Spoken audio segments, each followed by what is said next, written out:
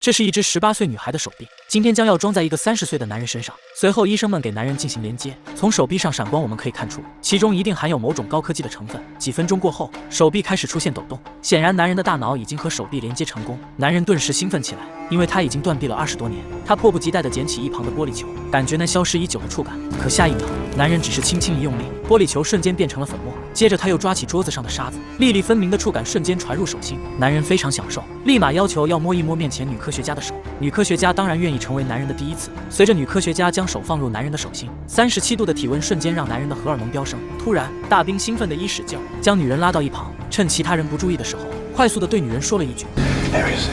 随后男人被带走，但男人所说的那句话让女人寝食难安，于是她抱着强烈的好奇心偷偷地来到第6区。在这里，她看到难以置信的一幕，只见这里的大兵全部关在笼子里，并截去了双臂。然而女人还不知道，她的行动已经被幕后 boss 白毛叔看在眼中。如果秘密被传出去，对公司就是灭顶之灾。深夜，女人正在车上和男友约会，但她还没意识到危险已经悄然逼近。随着车辆快速的行驶，前面突然出现一个老太太站在马路中央，男人立马踩下刹车，女人则下车查看。当女人靠近，老太太瞬间转身，将一把小刀深深地刺进了女人的膀胱。接着杀手取下假发，一下打晕了女人的男友。随后杀手将男人带到白毛叔那里，并对他说：“女人多的是，下一个会更乖。”意思就是威胁男人不要将事情闹大，否则死的人会更多。但男人可不这么想，那是他最喜欢的一任女友，他下定决心，这个仇必须得报，单靠他一人可不行。于是他将女友的尸体带回家，清除掉她的记忆之后，将她改造成了一个没有感情的怪物。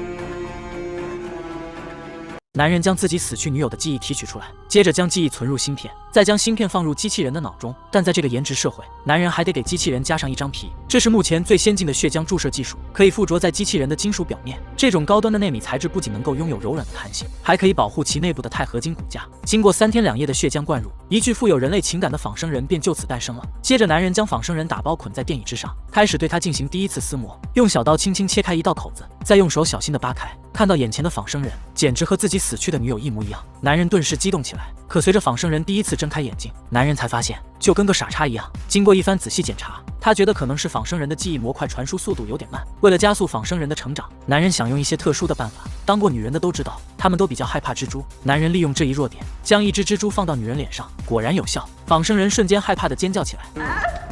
男人不忍心继续实验，只好命令人取下面罩。显然这次下得不轻。如果不能让仿生人回想起生前的记忆，那么就干脆直接让其成为一个杀戮机器人。男人打开仿生人的头部装甲，露出里面的大脑，接着将保护记忆芯片的隔离膜切开，取出了对女友的执念。画面一转，仿生人出现在白毛叔的公司，在里面大杀特杀。最后他找到白毛叔，用一根大拇指轻松拿下人头。从此之后，男主和仿生人过上了没羞没臊的生活。